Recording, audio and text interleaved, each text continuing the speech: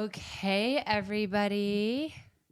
I am joined here with the elusive, ever in the background, always number one supporter person in my life. Hey there, I'm elusive background support person. Oh my God. It's my husband, Spencer Cox. Let's do a... I felt like that really warranted it, you know? Of course, I've been hearing, in the background, so it's nice to be on the show. Yeah, welcome to Powerful Stuff. So we don't need to tell you that obviously everything's really powerful. And, I was thinking a lot about our relationship, as I always do. And I was like, let's give the public a little inside peek to our meet cute, how we met, and also the work that we've done on ourselves, the surrender experiment of our own lives, a la Michael Singer, that allowed us to dive in and say yes to uncertainty and say yes to each other, and thus led to our magnificent love story that I'm biased, but I quite like. Yeah, I think we haven't exactly told it long form publicly ever, so I'm glad we get to do this. And yeah, I think it's really a story about all the different ways that we were both working on ourselves and in different times in different places, and just the overlap was beautiful. And we're going to go into it, but obviously the story that unfolded brought us to here. It's brought us to here. It's brought us fresh off of a holiday season with my family in Houston. Spencer got a good healthy dose of Texas. And it's brought us to having our own little love nest in Venice, and Spencer holding me at my worst and still seeing me at my best and being my companion in times that I'm not even my own companion. Yeah, it's a lot of things, and here we are doing it. Here we are doing it. Okay, everyone. So the theme of today is really like trusting in uncertainty and doing the work on yourself to allow space for what you're ready to attract. And of course, it can be a partnership. It can also be your next job, your community, just whatever you're ready to call in. And Spencer and I will kind of tell our little origin stories up to the point where we fell in love and said, let's fucking do this. And we probably won't get through all of it today. Undoubtedly, there will be a part 2 where you can ask us your questions about our relationship, and we'll go into a little bit about our date night, all the things that make our relationship healthy, thriving, the good, the bad, the things that make us stronger. But today will really be about that origin story. Yeah, I think that's a great breakdown of like what happened to get to here, and then what do we do to keep it going? What do we do to keep it going? And so we'll start off with our 3 breaths, as we always do, to kind of ground in the intention for today. And I'll ping pong it. So I'll do the first and third breath. I'll let Spencer do the second.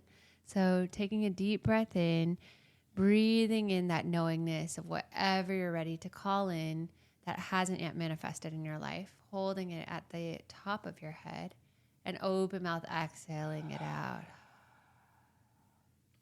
Taking one more moment to breathe deeply, filling your lungs with air,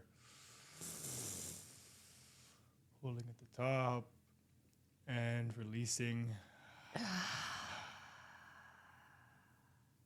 And then third breath in, now that we're present, is to breathe in the possibility, the inspiration, the uncertainty of this episode, and exhaling, letting it out, trusting whatever you're hearing is what exactly you needed to noodle on, to ponder, to sit with today, and whatever we say is exactly what we needed to say today.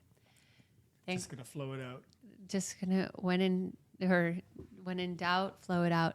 And something I love about Spencer so much is that I can be like, you're going to lead the second breath. And he doesn't question it or overthink it. He's just like, okay, that's what I'm doing.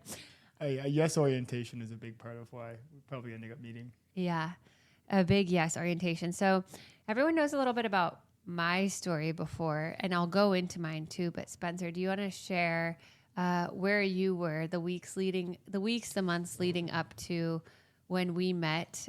For those of you who don't know, the TLDR is that we met because he was motorcycling through LA, and I had just given up my beverage company and was saying yes to going on dates. And I was his first and only Hinge date he went on, so batting 100% success rate when he was motorcycling from Canada to Argentina, and that's how we met. So yeah, Spencer, can you kind of share with the larger audience, like, what was going on in your mind? Where were you the months leading up to make you decide to take that trip? What kind of relationship experience did you have in the past? We can go one at a time too, but I'm just saying the questions that I'm sure everyone has.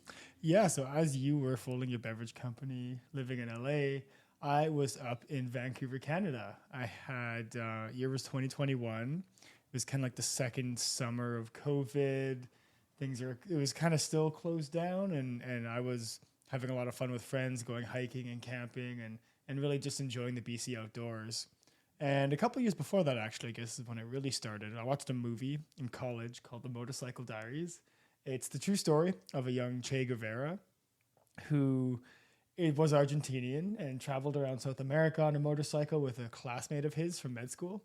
And it was just a really wholesome tale of two people in an adventure much bigger than themselves and how they just made it work and all the different adventures, mini quest lines that they had to go through. And I remember thinking, like, I would like to do a big adventure on a motorcycle someday. But it was one of those ideas that you just put in the, In the pipeline. yeah, just putting in the pipeline and, okay, maybe one day. There wasn't really a plan for it, but it just wouldn't go away. I always kind of wanted to do it, and it never got any further or farther away or closer to actually becoming a thing. It was just like, always, I should do this. And it was like a summertime in 2021. I was at the spa with my business coach. In Whistler. We ended up going there, actually. What was it called again? Scandinave Spa. It's Scandinave Spa. It's like a hot, cold place outside. Lots of different temperatured hot tubs and cool tubs and saunas. Yes. Really cool spot. Spencer took me there last year and I got to see the place where the magic unfolded. Yeah, so there I was with my journal, and I was doing the existential kind of questions that one does in the spa with their journal. Just what makes me happy, what makes me sad, what am I not doing that I should be, what am I doing that I shouldn't. And every thread, like when I got really down to the end of it, just led to like, you got to do this trip.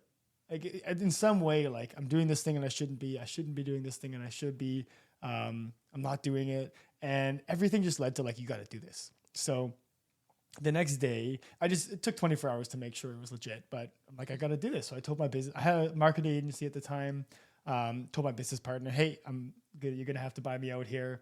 I'm going to go on this big trip, told everybody I knew back home and made sure that it was really clear, like I'm doing this. Second day, I bought a motorcycle course because I didn't know how to ride a bike, and that was... Which I didn't find out until after we got back from our trip where I had ridden thousands of miles with him, that he only ever had a learner's permit. Yeah, I didn't get the full license because that would have made me stay another month or two, and I wasn't willing to do that. But so I told everybody I bought a motorcycle course, bought a motorcycle, did some trips around British Columbia, which I just immediately fell in love with how amazing that way of traveling is. Going up to Squamish, going on the dirt roads, just going anywhere I wanted because it's quite a versatile machine. And August 1st comes along and I'm gone. I actually had to. Well, and he did an Ironman that month, or a self-organized Ironman, which is a 26-mile marathon, 2.5-mile swim, 112-mile bike in Vancouver before he left as well. Yeah, it's a good point, actually. So there was like 3 months between deciding and going, and I wanted to pack as much as I could into those 3 months. So in addition to me exiting the business, systemizing myself out of it, which ended up being very helpful as a process, just to be able to like, what would I need to do to make myself not needed here? Right. Super important later on. But I was in really good shape. I was doing triathlons. I'm like, I had another goal of doing an Ironman by the time I'm 30. I was 28 at the time and just realizing like, I'm not going to be training on the road. So got to get that Ironman checked off. Got to get these 3 hikes I want to do checked off. Got to motorcycle a bunch. Like it was just like, go, go, go. And I really liked that just force of go ahead and send it, make it happen. So did an Ironman before I left, did a bunch of hiking, overnight trips, systemized me out of my thing, adventures. And it was just it's really good. Like it was a really fun 3 months. And then I was actually did a big blowout party at your house that you threw. And tell everybody too, with obviously we're in our committed monogamous marriage, but that the mindset that you were in dating wise when you hit the road.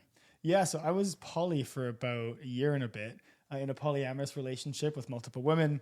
And the way that works is the women know about each other and they actually meet each other, and you can go on dates with multiple at the same time. They have partners too. You might meet them. And it's very it's very open and fluid and yeah, not monogamous for sure. Yeah. Oh my gosh.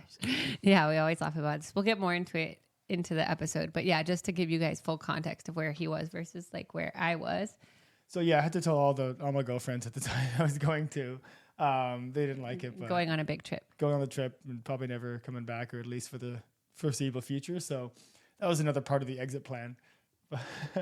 Yeah. So Spencer was tying up all his loose ends, getting ready for going on this big trip, was in this polyamorous relationship. And on the other side of the spectrum, at the time, like I had just folded my beverage company and it was really hard because I was working on it for 4 years. Had to tell all my investors I was winding it down, felt very much in my masculine energy. Also, it was like kind of still mid COVID, if you will. And I hadn't like had a boyfriend in like 2.5 years, let alone like kissed someone. Then it was kind of like my extreme celibate phase. So it was just super funny coming from the opposite ends of the spectrum of like him being kind of like poly, going on this like big trip around the world, and me being like in total opposite energy of that. But yeah, I remember when we first matched on Hinge, it was like the exact week that I had folded my beverage company. And I was 31 too. And I was like, oh my gosh, like I had broken some negative love cycles, like leading up to that. Like I'd folded my beverage company. I went to the Hoffman process, was like getting very clear on like what I wanted and this belief that I'm enough. And also this like energy of like, instead of going on dates, trying to impress the guy, like what does Meredith want? What does Meredith feel? What energy does Meredith feel good in? And knowing and trusting that I'm enough, and also trusting in like my ability to speak what I want or what I desire and to not be afraid of rocking the boat. So that's just a brief and dirty snapshot of where I was when we met. I think like theme, both of us in a transitionary period. Theme was both of us in a transitionary period, but coming from opposite ends of the spectrum. And and then the other invisible string thing was Spencer did his Ironman in Vancouver.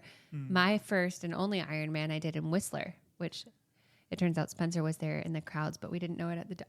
Yeah, I was in Whistler City, and my parents actually volunteered at the Ironman. I cheered on for a couple of things, so there's a good chance I saw you zooming by on the bike. Zooming is not the word I would use, because I had the bike gears on the highest gear by accident going up the hills. Story for another time, another pod. But yeah, I remember downloading Hinge, just being like, I'm so much of my masculine, like I feel kind of depleted, like I just need to go on a date and like not overthink it, not wonder if this guy's husband material, but just like have fun and learn a new person's story. So that was kind of the energy. And then we matched and spoke on Hinge because we both had done Ironmans. Yeah, so that was an immediate. I think it was on your profile, or was it on my profile, or it was somewhere there. So that was an initial point of overlap. And before, so for some context on why I was on Hinge, I just wanted to have people to show me around. I actually never went on a date before Meredith, but I was in San Francisco. Knew I was going to LA in a few days, so I set my location to Venice, which is where I thought I'd be staying, and just matched there. So unbeknownst to her, she thought I lived there because that's all Hinge's interface shows, is that you're here. So before a date, I'm like, hey, by the way, I'm actually just passing through, and I'm looking for somebody to show me around. Yeah, and it was so you firstly. We talked about meeting up, and then you're like, oh yeah, like I would love for you to show me around. And then I was like, oh, are you new to Venice? And you're like, oh, I actually don't live here. I'm motorcycling through to Argentina. And I was like, internally, I was like, well, that's cool. Like, well, fuck, this guy's just like, maybe this was my own projection and my own story, my own fear. I was like, this guy's just a Casanova. He's just setting his Hinge profile to different cities. Just a fair assessment. Yeah. And I was like, why even bother going on this date if I'm not even going to see him again? But I'm going to pause right here and dwell on this point, because that was like a self-sabotaging attitude of like projecting and assuming. It's not perfect. Yeah, it's not perfect. It's not exactly how I imagined it. So then that's where all this self-work that I had done around myself and trusting in myself and the unconditional love I knew I wanted to call in, but allowing the universe to work its magic and not assuming that I know best, if so to speak, and not saying that Spencer was the person, but anyways, I stopped myself when I almost found that why bother attitude overriding deciding to go on the date. And I said, you know what? Fuck it. I'm going to go on this date. It's a good practice of getting out of my head and like, wondering if it's going to work out, because I'm literally never going to see this guy again. So it's a great exercise in non-attachment. And so I was like, okay, let's go on a date. So we decided to do it. It was I think you really had to overcome a bit of like, so this is definitely something I know I'm looking for, and this seems to rub me the wrong way, but let's give it a shot. Yeah. And so I told him to come to my house. He parked his motorcycle there. I lived right on the beach. We still live right on the beach. And I was like, okay, I'll give you a tour of Venice. And even though I said yes to the date, I found myself in kind of tour guide mode. And maybe it's because I had a subconscious wall up I didn't fully acknowledge, or I just was unsure of what it was. So I'm still celebrating myself that I went on the date. But there was a little bit of this like, okay, well, here's Erewhon. That's where celebrities go. This is Abbott Kinney. And then we talked about the Iron Man, and I had this like funny musing after where I found myself talking about it, like repeating the shtick. Like the can story. Yeah, like when someone asks you about something and you say like the talking points. Because you've already said it 10 times before. You already said it 10 times before, instead of like, how can I be present in this conversation or ask them a question or like sit with this in a different way. So I'm actually co-creating a new conversation with them versus just like regurgitating what I've always said. Like what we're doing now. Like what we're doing now. Oh my God. Like our story. Wow. That's so meta. You know what, guys? Let's like mix it up. Like, blah. We don't know what we're going to say next. It's going to be crazy. But yeah. So anyways, we went on the first date and we were both like, that was a cool person. Yeah, we both had a beautiful date. I think that we both saw like, you know, you go on some bad dates, and that was not one of them. That was like, okay, cool. I'm going to reset the bar at what a good partner would look like. Obviously, the timing doesn't work right now, and obviously this one won't work. But let's definitely reset the expectations around what I can look for in a partner with respect to their character, how they are as a human, their story. I walked away like, holy cow, this girl's got a great story. She's really awesome in terms of what she's done, what she's doing. She seems to be really tapped into the Venice energy. The Venergy, if you will. Yeah, as one does. And then, I remember just walking away like that's kind of a resetting of the bar of what I could expect. Yeah, and wow, thank you, baby. That's so sweet. You felt that? Yeah, of course. Oh. Yeah, and likewise. And I messaged him like something that, you know, a callback to what we had talked about, but he never responded. I responded. No, you didn't. Well, okay, he didn't. But I was just like, whatever. He's probably like gone by now on his journey. And then a few days later, that Friday, I was back at the house. I had just come from a hot yoga, and I was about to have a client call, but my client canceled, and it was like midday Friday. So I'm like, I'm going to make myself some lunch, and then I'm going to go to the beach for an hour or two.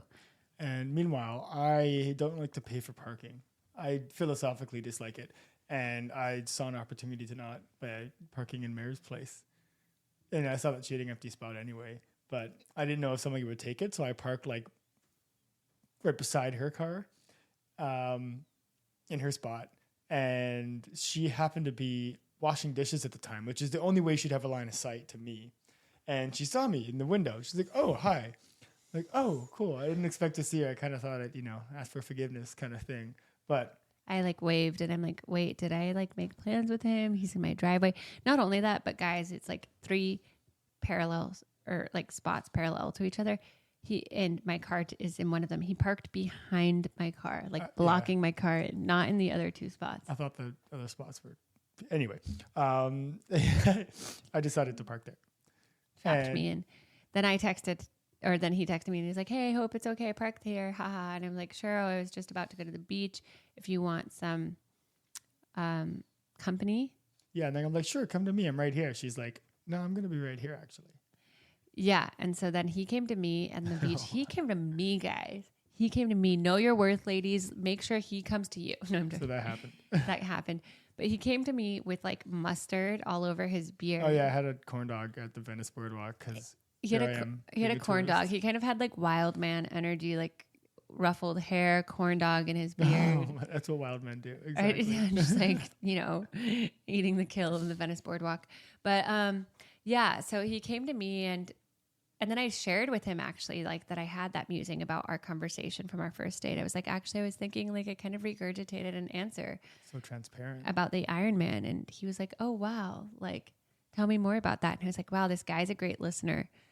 which is so funny because at our wedding, his mom told a story of how all of his friends and Well, as another callback, when I'm about to go, I had a really good group of friends. We also always used to go camping, like deep, 30, 40 miles down a logging road into this open camping spot, area in Squamish, British Columbia. And we always used to go there. We had like a crew. We'd go like multiple times per year. And when I was about to go, they surprised me by making me an NFT of like one of our most cherished memories. There's like a picture, like a iconic picture of me dressed like a wizard, blowing bubbles with this dog beside me and this beautiful mountain range in the background, river, and like there's like kids playing. Like it's just this beautiful, jovial, kind of like wild picture that captures the moment. And they made me that as an NFT that's like beautifully done by our graphic designer friend. And they said words that I really took with me, obviously. Well, I guess. I took it with me. And they said, Spencer, you're going to go a long ways. You're going to meet a lot of people. And don't forget to hear their story. Wow, guys. Yeah, like don't forget to hear their story. Don't forget to listen to them. And they're like, you're such a beautiful human being. And like, you have a lot to share with them and you can bring people up, but don't forget to listen also. So there I am. Reciprocity. And yeah, there he is practicing that listening. Yeah. Hearing my story, guys, me feeling so seen on the other side.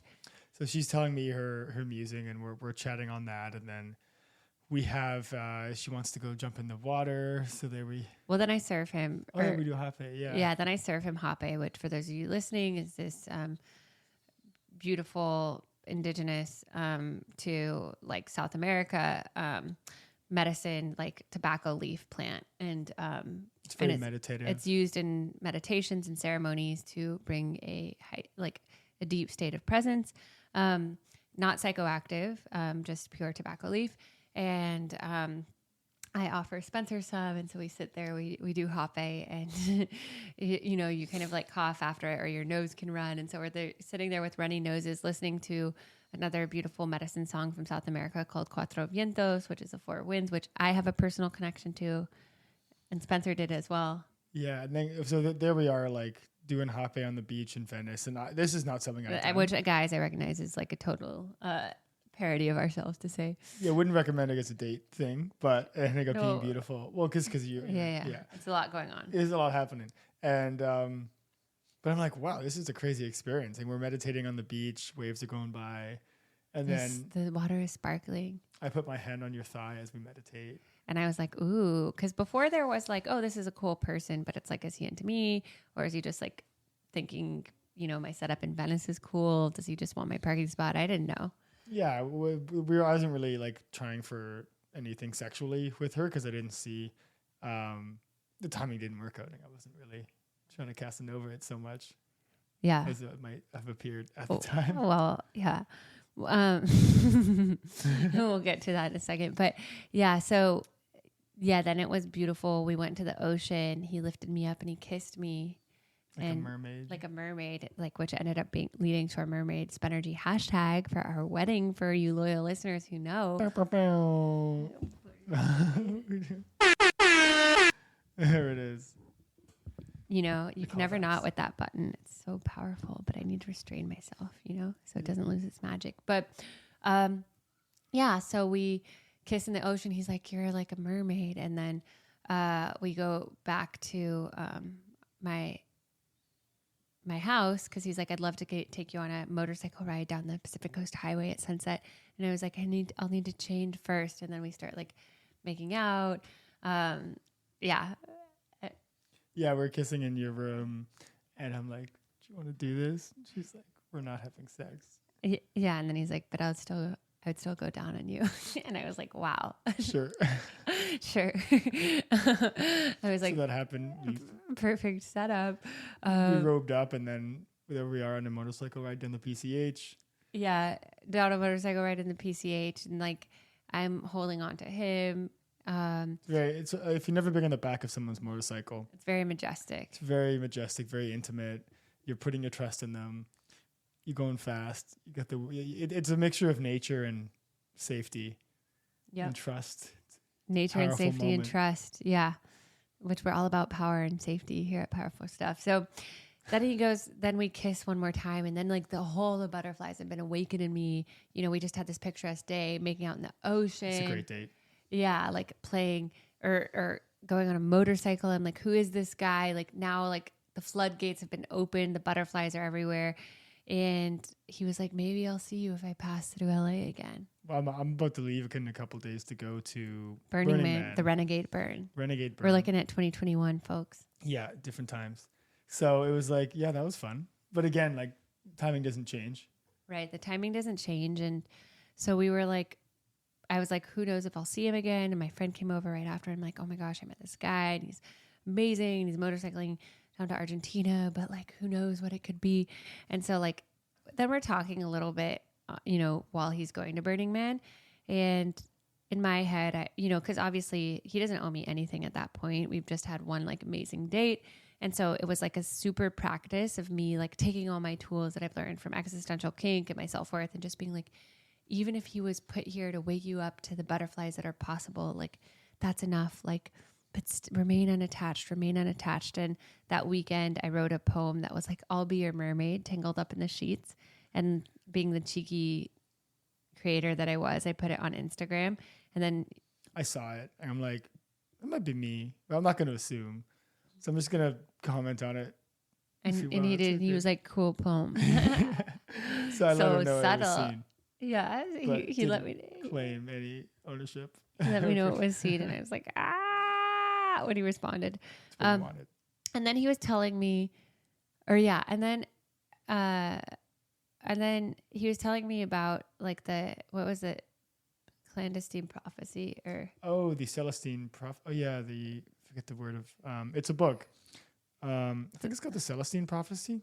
Like the Celestine prophecy. Call it that for now. And when you're like obsessed with someone, so you want to read everything too. So you have more to comment on things with them. So I like read that book that weekend. And then I had thought about how like I had already been sitting on the word chosen of like, I want someone who makes me feel chosen, where I'm not like an option or like I have to convince them like, pick me, but like I feel chosen.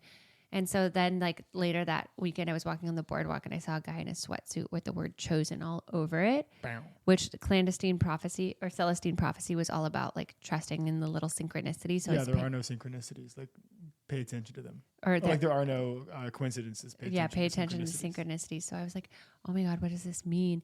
But like stay open. Who knows? Who knows what the future has in store? And then while he was at Burning Man, I was kind of like sweating through it. Like, oh my God, he's probably going to meet some girl on Molly. They're going to hook up. They're going to have sex.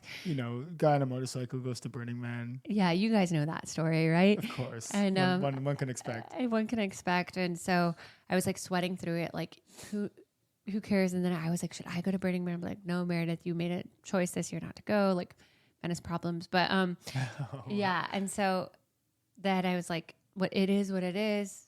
And you're completely in the dark too in Burning Man, so she like can't no even cell service or anything. And I didn't want to be the one messaging him while he was at Burning Man.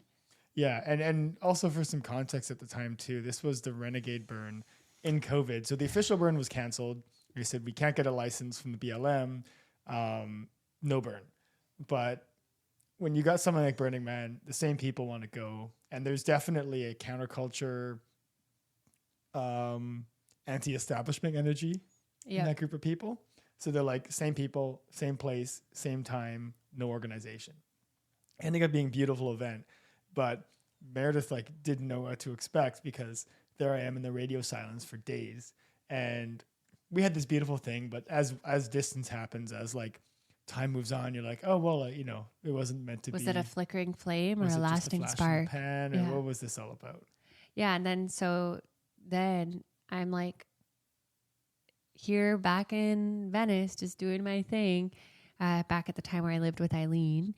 And he messaged me and he's like, hey, like leaving Burning Man. I just get out and I message her because she's like, he's going to message me. And I did. So I'm having the thoughts and I'm going to go to Baja, California to continue the trip south. And I'm like, do you want to join me for the Baja section of the trip? And I just thought I'd shoot the shot. Like, this is a cool girl. Maybe she wants to join me in the back while we go to Baja together. Join me in the back? Yeah. Yeah. And I was like, in my head, I'm like, wow, like he does want to see me. Oh my God. he didn't meet a girl on Molly at Burning Man, which, guys, by the way, it turns out I found out like 10 months later, once we were already in a committed relationship, he did in fact meet a girl at Burning Man. But as one does, but it wasn't, even though my worst fear came true, so to speak, it's like he had his like internal last hurrah. And that was like the last girl he slept with before we like became official. Yep. And so it's funny because sometimes your worst case fear, quote unquote, can come true, but it can still all work out. Like he had the Burning Man fling and he left Burning Man and still wanted to see me. So it's like also allowing someone to get whatever out of their system or worst case thing. Cause it's like, little did he know, or I know that would be like his final thing before we lived happily ever after together. Yeah, just for some kind of get in the headspace thing. Neither of us still know. I'm still going on my trip at that point in time. Yeah, at that point in time. We know now. We know now. Yeah. Past tense, new. Different tense. So yeah, there we are, and we're like, okay, but let's see how this one goes. So I make a proposition to go to Baja. You. Oh yeah, so I think on it, and I call my mom, who is always my voice of reason. And had she heard of me before that? I might have mentioned I'd like gone on a date with a guy, but I was like, yeah, so this like guy motorcycling from Canada to Argentina, going to Baja. And my mom's like, how did I raise you, Meredith? Are you fucking crazy? Like, are you insane? Yeah. She's like, you want to cross international borders on the back of a motorcycle of a guy you just met. Who's foreigner. Yeah.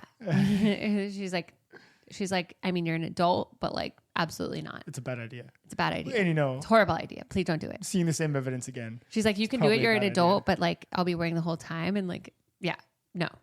And so I was like, okay, fine. So I texted him back and I was like, what if we, instead of Baja, like went to Joshua Tree for 2 nights? And I was like, that sounds good. You know, I hadn't gone there yet on the trip and it could be fun. There's definitely a vortex pulling people. Like there's a lot, you know, as a Canadian too, California is such a interesting place, such a pop culture reference. Joshua Tree, California, like San Francisco, Los Angeles, all these different places. I'm like, yeah, let's do it. So we agree on a middle ground of Joshua Tree for a weekend before I head out, and before he heads out. And, you know, he was like, I'll do it. I'll book the Airbnb. LOL, guys. He booked this place called the Jackrabbits Cabin, which is just such a funny name because it's like, I was like, is this going to be the guy to break my 2-year dry spell? But yeah. Spoiler alert. Yeah. And so, yeah. And as such, it was also one of the first times that I started using my voice again, or using my voice with you and like not being afraid of rocking the boat, or like I was afraid of rocking the boat, but I did it anyways. Whereas like guys in the past, I would have been like, oh, is this going to kill the mood or whatever? And yeah, when it's also just a safety thing. But I was like, okay, I need you to get tested. Like, and, you know, doing these things ahead of time and like saying things that, you know, like I don't know what's going to happen, but like I would feel more comfortable on our trip if you did this. And just like making my needs heard. So that was the first step that was taken as we prepared. Way to go, babe. Thank you, baby. As we prepared for Jackrabbit's Cabin and Joshua Tree. But yeah, who knew what was going to happen? But I was like, I just need to say this to get it out of my system. So after maybe 5 days, I go from Burning Man to Vegas, which was a really interesting experience because Burning Man is the opposite place from Las Vegas. Like Vegas is greed and money and lights, and Burning Man's also lights, but it's like the opposite of greed and the opposite of money and lots of love and togetherness. And it was a really cool experience to be there. But then after a couple days in Vegas, go back to LA. So I had to do the Vegas to LA ride. And about an hour and a half out of LA, on Mulholland Highway, I crashed my motorcycle. Like I'm going down Mulholland, I try to take a turn. It's sandy and like gravelly, and it's really like I can't do it. I probably could have made it, you know, if I were to do it again. Could have just leaned into it, but I tried to bail and just break it out, which is not the right way to do it. On a motorcycle, I beeline it for the edge of the cliff.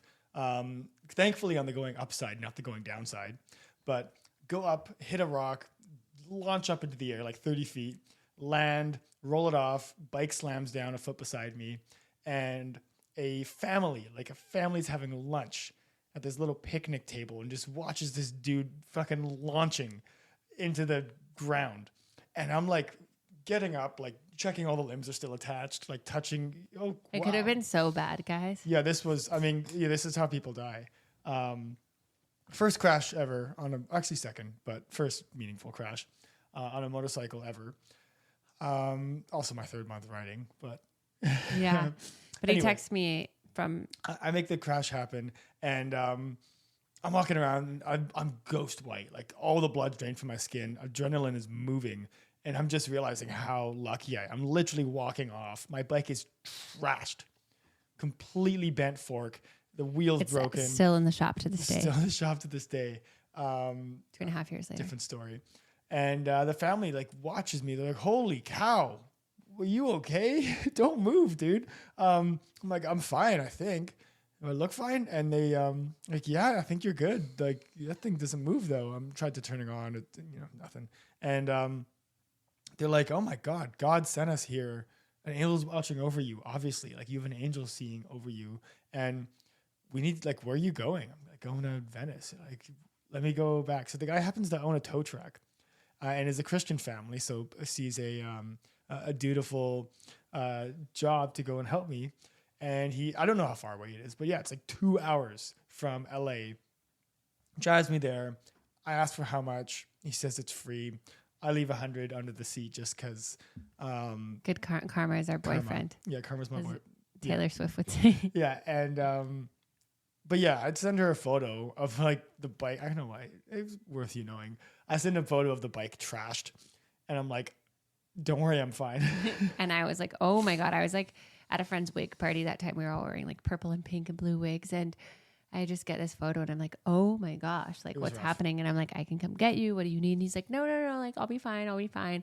So he was like, "I'll let myself into your house, and like you just come whenever." And so there I am. I'm showering it off, and she pops her head in the shower as she comes in. He's like, "You okay?" I'm like, "Yeah, I think so." I mean, I had a bruise on my leg, but it's fine. The bike's out there in the front lawn, like wrecked. Yeah. And I was like, "Well, feel free to stay at our house for a day or two more after Joshua Tree. Like if you need while your bike gets fixed." And I kind of went into like maternal mode, like, getting him like food, making sure he was okay. Like it's a weird feeling too, as a guy traveling the world on a motorcycle, having your motorcycle wrecked, look out front like a wounded animal on the way to like take a girl to a weekend getaway. Yeah, like 4 weeks into the trip, like one country in 4 weeks into the trip, and having this thing tanked. Thankfully, Meredith was like kind enough to have me at her house, but like definitely not part of the plan. Right. Bless you, gesundheit. Excuse me. Yeah, and then we still go on the Joshua Tree. Well, yeah. So then that night too, just for funsies, well, I feel a second sneeze coming on. We're still going to Joshua Tree, but that night I told two of my good friends, Cammie and Will, to come over because I wanted them to meet Spencer and just like catch the vibe. Like, what do you guys think? You know how we all do when we're like meeting someone new and we want our friends to weigh in. So they're talking to him and everything's going well. And then Will asked him something about the trip, and Spencer's like, well, there's two things. Like Spencer went to Southeast Asia before. Backpedal a bit here. Backpedal a bit. And he wasn't working, and he had for my graduation trip after college, I went to Southeast Asia, and I was dating a girl at the time, and it was a bad experience. It was a bad long distance relationship because there was not as much. She was the wrong girl. Trust and was very jealous, and that came out in many ways. But yeah, so then Will is asking him something about like, oh, what's your perspective for the trip? To put a pin in that one, when I finished that trip, we broke up like 2 months after, and I just spent 4 months not single on the road, and just like there is an aspect of travel that being single is nice for. Like there's something about. Well, you just feel free to like meet people, learn people's stories. You don't have your partner there, so you feel like, oh, I am gonna like stay out later or say yes to that stranger's invitation to do this thing. There's just more freedom, more opportunity to do things. Like it's not about hooking up, it's not about sex necessarily. It's about just like being able to pursue the different threads and do what feels good without the duties and obligations that are inherent in a relationship with someone else. And I've been burned once by that before, and I was like, I'd be pretty stupid to do that again. Yeah. So I was saying, they asked me. And like, you guys remember this because it's going to come up in part 2 of our episode our episode download. Yeah. And he was asking me like, yeah, what's your intention for the trip? And I'm like, yeah, when I set aside to do this, there's two things that I learned from my last trip that I'm taking with me. I'm going to be working and I'm going to be single. And I was sitting. Great thing to say to the friends who was having you. Yeah, that was pretty tone deaf. Right. And so it's like, why is but that? True. It was true at the time, but not for long. Wahaha. But while it was true at the time for him, I was kind of just like, wow. What the fuck is this guy? Yeah, because when he said that, both I was like this, and then my friend, her eyes widened too. I hadn't said that to Meredith, but if you would have asked, I would have said it. Right, but it was kind of just like, I just am housing you. Yeah, like my good friends are over, and you're telling them like, I'm so grateful I get to be single on this trip. Just like the freedom to do whatever. It kind of just felt like, yeah, tone deaf or like disrespectful, even though it was our, third encounter at the time. So it's like, who's to say? But it kind of like made me feel funny. But I was just like, I'm going to just sit with that because it's like, we're not dating yet, but I can't put my finger on how I would tell him that it bothered me, which we'll get to in just a second. So then we go to Joshua Tree. We're having a lot of fun. Have a great time. We have a great time. We're singing Taylor Swift on the way there. I remember that when we were there, I did my first breathwork experience. And I led him in a breathwork experience. And when we were looking at the stars, we were under the stars in Joshua Tree and having she led me through an experience. And I remember breathwork, for those, if you're listening, you've probably done breathwork. But if not, it's a very cathartic experience. Don't sleep on breathwork. Don't sleep on it. And helps release emotional. Yeah, stuck emotions and stuff like that. Process and understand and face and all kinds of things regarding to emotional things you haven't processed yet. And I realized that many people I hadn't had fully closed off with emotionally my relationships from before. And there was a powerful moment in the breath work where I was in Joshua Tree looking up at the stars, and every like a comet in the sky would come by, and each comet was a distinct person that I knew from back home. And the emotional quality of our entire relationship from start to finish would play out in 20 seconds. I'd feel us meeting and feel it. I wouldn't play it out logically. I'd feel it and they'd flow through, and I'd play it out from start to finish. Each person who is important from back home, parents, friends, lovers, everything. And that catharsis had me really really grounded me on the next chapter part of it. The fact that here I am writing the story in a totally new experience. And then when I saw Meredith emerge from leading it for me, I'm like, holy cow, this is a new person. This is the start of a new chapter. Human in the a new human comet. Yeah, a new human comet. That's me. Yeah, that night was really fun. We danced under the stars. We did breath work. I got a little cactus arm stuck to me, and Spencer pulled it out, and it was called the Jackrabbit's Cabin, which was LOL because it's the rabbits staring at you everywhere in the Jackrabbit's Cabin, which implies lots of sexy times. But also another rabbit. Well, I guess it's kind of weird to say, but on a totally separate note, the rabbit also when my grandma passed away, who I was really close to, I pulled an animal spirit deck out, and I just said whatever animal I pull when I see this animal, it'll be a little wink, from the universe that she's around or to think of her. And I pulled a rabbit. And that was a year before I met Spencer. So it was just a funny thing of oh, this new person's entering my life. And the energy of kind of my grandma protecting me or watching over me. Powerful animal. And he recently for Christmas actually got me a little rabbit stuffed animal. Yeah. So he said, so your grandma can always be here, which was really sweet. And then the next morning, we were just chit-chatting as we do. I played him some songs on the guitar. Leaving the Airbnb, and he told me yo, by the way, one of my love languages is just people telling me how I can do better. I just love feedback. Mm-hmm. Insightful feedback. Yeah. And so I was oh, okay. And he's so if you have any, and I was I'll think on it. And then we're driving in the car and we're pulling these cards from another question game. And I was oh, what are some, I forget what the exact question was, but it's what are some tenets that you stand by right now in this chapter of your life? Mm-hmm. And he said like, Cue up.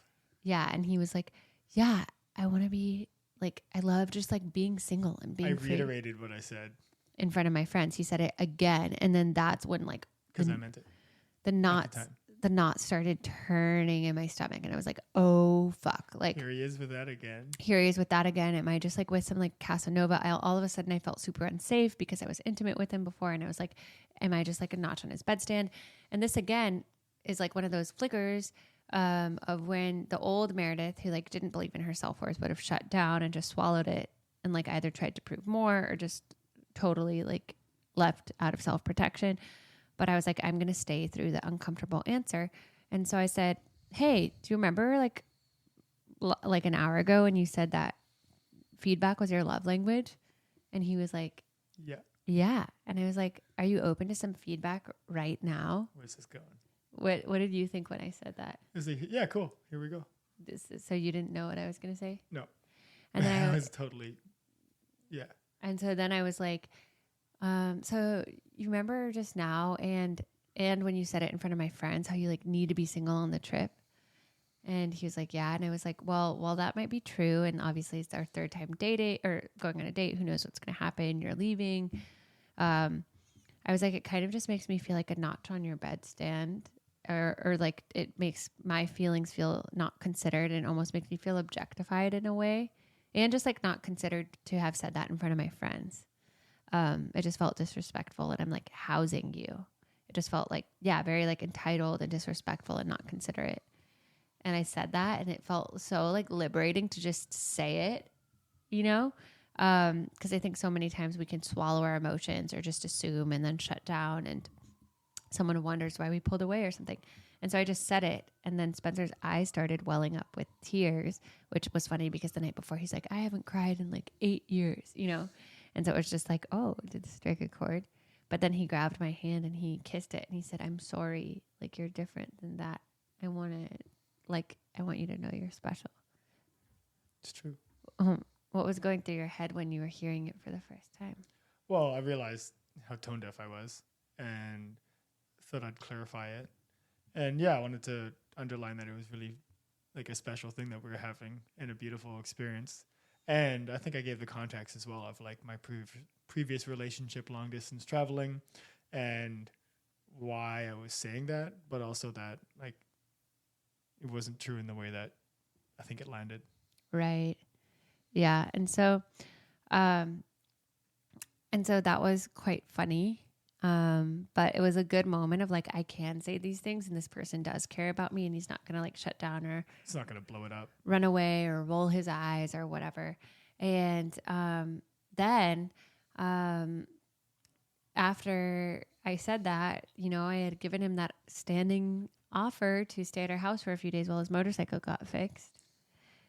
And a few days became longer. A few days became a few weeks. So during those few weeks, we started like the first week, I think we were like playing it safe or just like it felt like we were playing house and we were boyfriend, girlfriend. But like I took him to Penmar and he met my friends at like an outdoor picnic. And yeah, she was totally showing me off to everyone around town. It was this Canadian I'm housing. Yeah, this is a hot Canadian guy on a motorcycle that I'm housing and not trying to think too much of it. And then we had another one of those moments again. And I'm just bringing up these examples, guys, because I do feel like these are moments where if you find yourself assuming like, oh, it'll never work because this person said this or, oh, we're so different. It's like, why don't you just ask them about it and commit to yourself, respecting yourself and them enough that you can stay to hear the answer.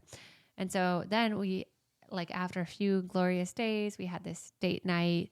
We were asking each other questions again and drinking wine. And this was one of the last times I've ever had alcohol because I started to notice after I shut down my alcohol company that I would get kind of like sad when I would drink alcohol. Like, and I don't even drink that much. It would be like one glass of wine and I'd feel kind of like sad after.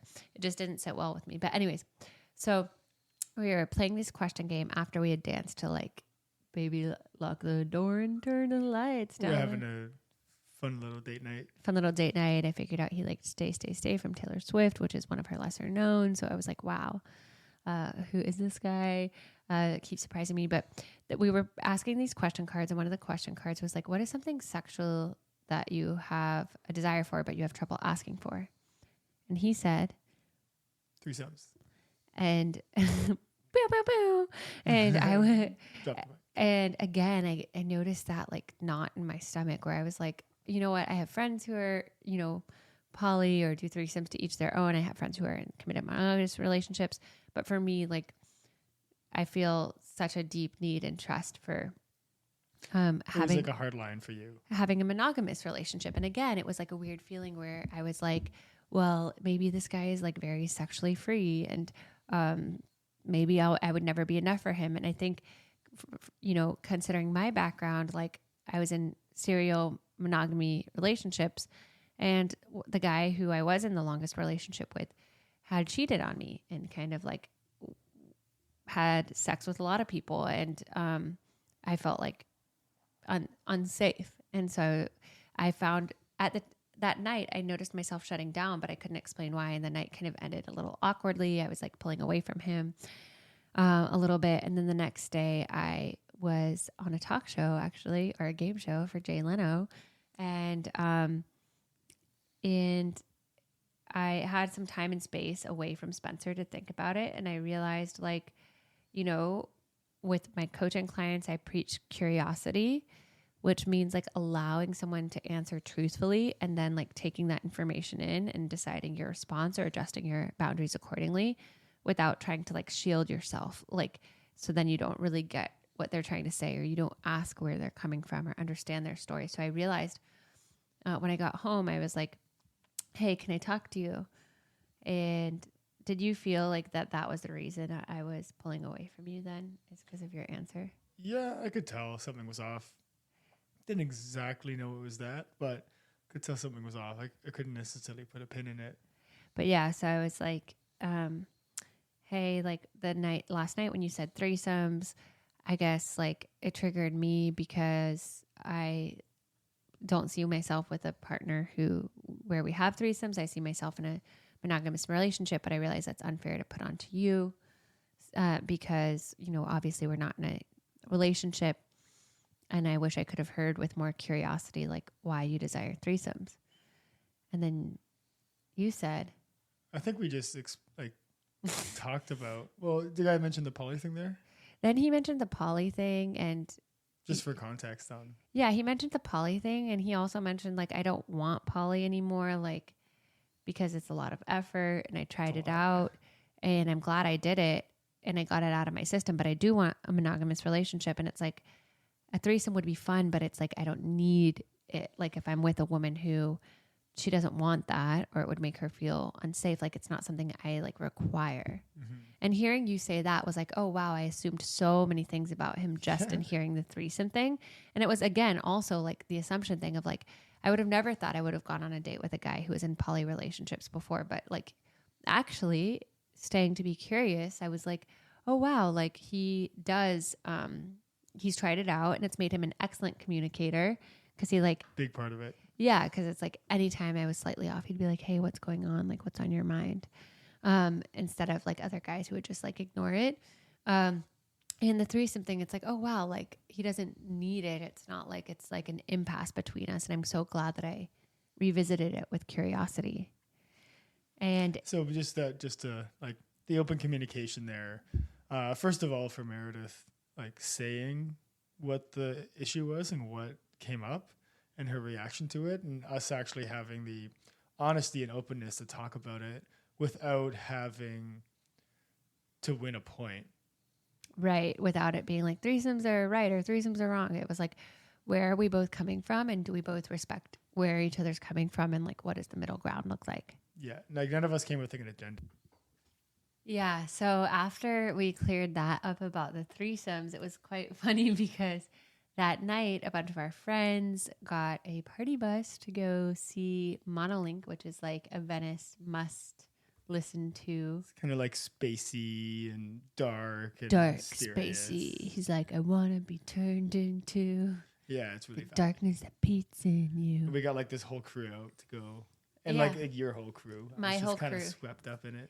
And then I kind of like, was like getting to be like pretending that you were my boyfriend for that time. And I was like really proud and excited to introduce you to the whole Venice crew because I felt like you talked to me so much about the Canada crew, that you had that you would party with. And I was telling you about my Venice crew.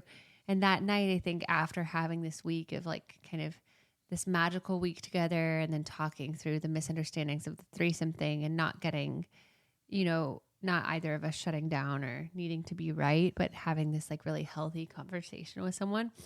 Then at the monolink thing, it was the first night that I think both of us were really like, what if this is something? Yeah. Sorry. We were definitely had this own little like aura around us. Like I remember there's one moment when we were just like talking face to face, like we were holding each other's forearms and we're like, are we just gonna do this? Like, are we just gonna throw away the container? Because like for a while, it's like I think both of our intellectual minds like did get in the way of like, well, he's clearly leaving LA, so I can't have any expectations. But it's like that Osho quote, like if you love a flower, don't pick it, let it bloom. And so it's like neither of us picked it, but we were also like, letting it evolve into what it was meant to be. But we were both also at the same time, like it would be stupid of us to just be like, well, I don't live here and you don't live here. So let's just throw this away and like forget it ever happened kind of thing. Exactly. And then we thought we were so sneaky about it, but then everyone is like, wow, they're really in it. They're really in a force field. Like, he means we were sneaky about it that night when we were talking. Yeah, when we were talking to each other. Like, apparently, like, everyone was like, wow, these guys are really... They're really in it. What's going on? But it was so cinematic because, I think that was the first night where I was like, well, what if it made you more free to be with me? Like, what if, like, you having somebody that you, like, explored with and were looking forward to seeing, like, what if that, like, was more freeing than being single? And I kept saying, like, what if we just threw away the container being, like, we always said, like, quote unquote, we were in a container in Venice. Like while he was with me, it was like we're together, but as soon as he leaves, it's like we're, what is going to happen with the container? And I kept being like, what if we threw away the container? And then you were like, I'm not saying no. I'm not saying no. I didn't know what to say. I didn't know what the answer was. Neither of us did. But what was going through your head at that time when I kind of first breached it? Yeah, I was just like, I don't know where this is going to go, but let's just keep this going as we're doing it right now. And I just knew we needed to keep on going. I didn't know the answer. Right. And I think both of us, I think it was like, even though it was like the start of it and we still had magical times like that, we did then like later that weekend kind of have more conversations around it of like, what would that theoretically look like? Where he was like, maybe you would come out and see me on the trip, but we wouldn't be official. But then maybe I would come back to LA and we would give it a shot. Just different scenarios. And I was kind of erring more towards, okay, let's just do, don't ask, don't tell, and freedom. And you're like erring more towards like, why don't we just try it and see how it goes? And yeah, but I think both of us were like, being respectful of the other ones, like what they were saying, because I was like, I don't want to rock, or I know I keep saying the rock the boat, but I was like, I don't want to rock the boat too much where he feels like I'm encroaching on his freedom. So it's like, I have to position these different things, but also I can't agree to anything that makes me feel compromised. Yeah, exactly. And I think you respected me more for it, if I'm not mistaken. You were super clear and honest and open about what you were looking for. Well, and like, in terms of what I would like value in myself and not just being like, I'm going to bend over backward to do whatever Spencer wants. Yeah. So we both had we both were really honest and clear about what we were looking for, which is really important. Yeah. And then I think we decided as I was going, well, there's a couple more nights like Eric's birthday and where we were in like under the stars and really looking at like, what would this look like? What could this be? What are the different ways that we could have this play out? And obviously we still didn't know the answer, but we were just ideating. We were obviously showing that we both wanted to give this a shot and see where this would take us. Yeah. And I remember you cried again at Eric's birthday. Oh my gosh. And then anyways, it was so funny. So a few last little points before we move into like the juice of how it all unfolded. But I do want to pause there and say that like sometimes if you meet somebody and you're like, there is a spark, but then you get in your head of like, it isn't what it looked like or not how you envisioned it on your like list or whatever. It's like, don't let that spark die either because you're overthinking it too much. Like I have so many friends who met their person in a country that neither of them lived in, and they both lived on opposite ends of the world, but they kept just like letting it unfold. I think the key is not having expectation, but just continuing to check in. Is it fun to see this person? Do I still have a spark? Like, and then if the answer is yes, then continue to commit to the next trip or visit until it's not, but don't write it off from the get-go just because it seems impossible. Because if we had done that, then I like wouldn't be married to Spencer. Yeah, it's like not trying to do the whole equation without, you don't have every piece of the puzzle. Like you don't know everything, and pretending like you can just like extrapolate that to how it's going to turn out is going to set you up to not have these opportunities come by and to have stuff like us slip through. Stuff like us. Yeah. So then I ended up leaving eventually. Oh, no. We skipped a part. We got more. Yeah. So then a few weeks went by and he was still at my place and he hadn't yet found or fixed his bike. And then I actually left for Q2 of Hoffman. And this, I do want to bring this part up. Eileen and I talked about it on an earlier Powerful Stuff too, and how you and her had a healing moment. But I do think it's like also another example of using your voice and not running away or writing someone off. But yeah, I went to Q2 of Hoffman up in the Bay Area, which is like a self-development retreat experience. And I thought for sure by then Spencer would be on the road, but he wasn't. We were still fixing it. Long story short, he was still fixing the bike. A mechanic stole my parts and he ended up not fixing it and trying to extort me for money. And that was a rough situation. And then there was, I had a bike picked out. So when you were gone there, I found a motorcycle I was going to buy. I took out a bunch of cash because I had to go from like ATM to ATM to ATM to like take out enough cash to get. And I had like $4,000 in my wallet. And when I was taking a bird back from Whole Foods, my wallet fell out. So I lost my wallet with my Visa and my different cards and all that money. And I was like looking around for it, couldn't find it. Somebody, picked up a very lucrative wallet there. But everything was gone. And I'm like, shit, like I don't have anything right now. Need to get everything redone.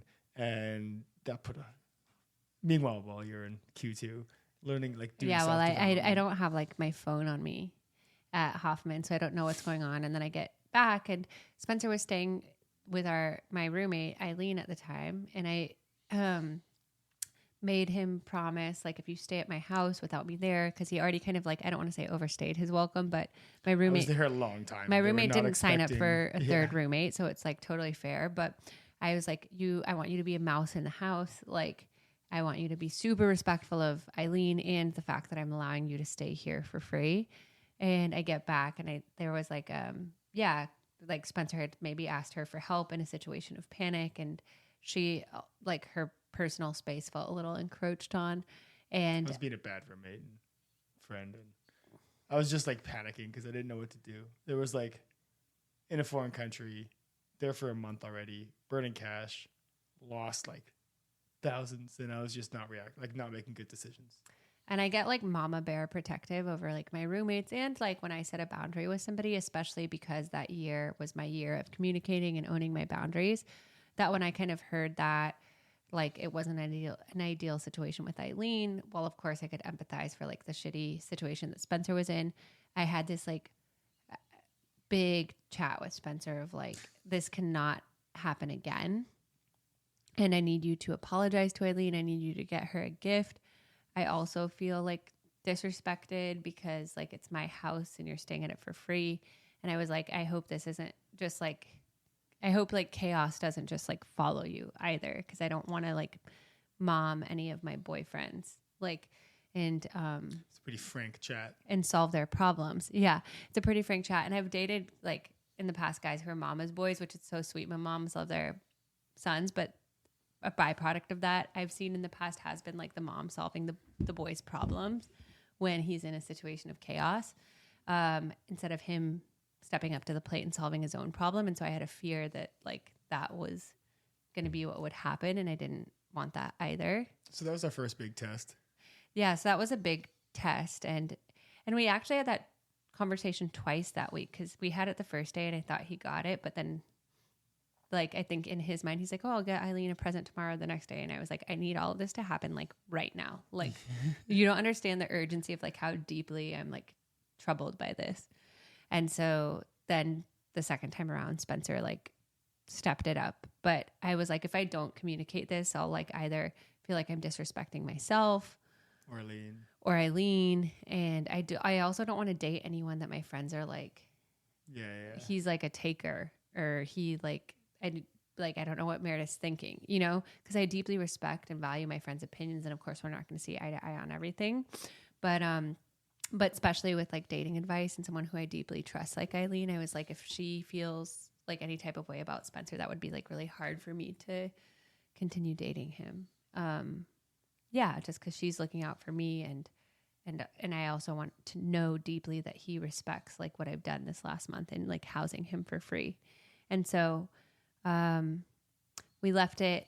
Well, then we did 2 other funny things, but yeah, so we did have that frank chat, and then we left it where I was like, okay, you're getting Eileen a present. So we talked to a relationship coach before, and she said something which we'll get into in part 2, where we talk about like how we maintain a great relationship now.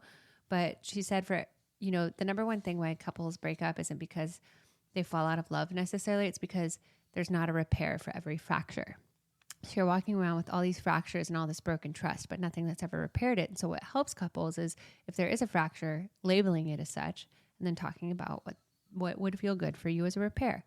So it's like, what needs to happen for me as a repair for this is you need to give Eileen a gift and an apology. And we were already at that point making loose plans for me to come to Tulum to visit Spencer, because he would be in Tulum in 3 weeks after traveling through Mexico. And I'm like, in Tulum, you need to like handle it. Like, I want to come and show up and be picked up from the airport. And like, I do feel like after giving you a month free of rent, like it would be nice for you to completely handle lodging, for me not to like get out my wallet. Like, it doesn't matter in the future if this relationship evolves, if we decide to go Dutch or whatever feels good. But like, otherwise it does feel like super imbalanced. But like, yeah, handle the trip for me. I just want to show up. Yeah. And you did it. Yeah, I made that happen. You made it happen. Woo! But it was a big waking up of like, you know, Spencer's world versus the greater world out there. Yeah. Well, yeah. What was your reaction when I told you that? Like, what was going through your head when it was so dramatic. Like, I was at a concert with friends and I was so mad at him. And that week when we had that second chat and we met on the beach, and he's like sitting on the beach alone in the dark. And he's like, I wrote you a poem. And you didn't even want to see it because you were too mad. Yeah. But yeah, there was a lot of things to be said there. When you told me to just figure it out in Tulum, I was like, that's fair. You know, it's totally reasonable. Yeah. And so then we are like nearing on the last few days of Spencer's stay in LA. So he's found this other bike. We had the chat with Eileen and got that fracture and repair cleared. And then we had a closing ceremony like for his time in LA. And at that point, so this is like the other 2 like little things we'll get to in this episode, but we had a closing ceremony and where we kind of like talked about what we both learned from each other during that time in LA. Ceremonialized it, as you guys already know, you powerful stuff loyalists, you. We ceremonialized it. We gave gratitude and thanks for like what we'll take with us. And then also like, if we are going to keep this going, what does it look like? And at the time, we landed on, and this was when, you know, I had already just used my voice a fuck ton with him, with the Eileen situation, with like other various things that month. But yeah, he was like, it was going to be like, don't ask, don't tell. Like, I'll see you in Tulum. And, you know, just let me know if you're going to hook up with someone else, like use, you know, protection and whatever. And Spencer, yeah, that's kind of what we landed on, but it was definitely way more for Spencer because I just like don't hook up with people randomly. And yeah, I think you just were realizing that I wouldn't have probably gone with something that was like, let's actually date and be fully in a relationship at the time, just because I was obviously, I recognize how beautiful what we had during that month was, but I wasn't ready to, like, I just really had that cognitive dissonance of like, it would be really unintelligent of me to make the same mistake twice in a row for 2 big trips that I value so much. Right. And so he was like, this is great. Like Meredith will come visit me in Tulum and I'll do whatever in between. And I kind of, not whatever, or but yeah. yeah.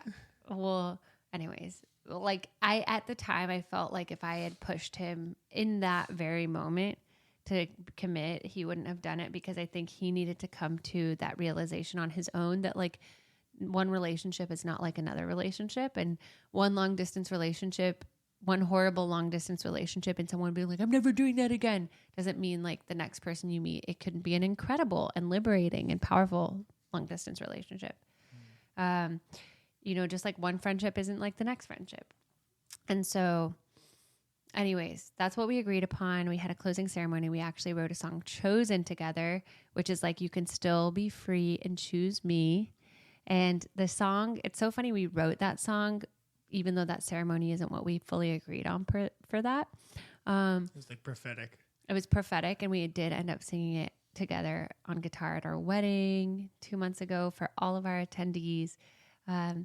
And yeah, called Chosen, like the word that I thought of in the Celestine prophecy. Callbacks. And then like the night before he left, I was hosting an experience for more of that. And that's when I got to see you for the first time in your element. We had a Friday night in, and I was leading like 80 people through yoga and meditation. And Spencer, said that was the first time you might have thought that I could be your person, right? Yeah, because I see you leading and facilitating and being in your power and your happy place, and the place that you really want to spend time in. I was like, wow, this is great to see, especially because I got to know you like one-on-one so deeply, and then seeing you in front of people leading was really awesome.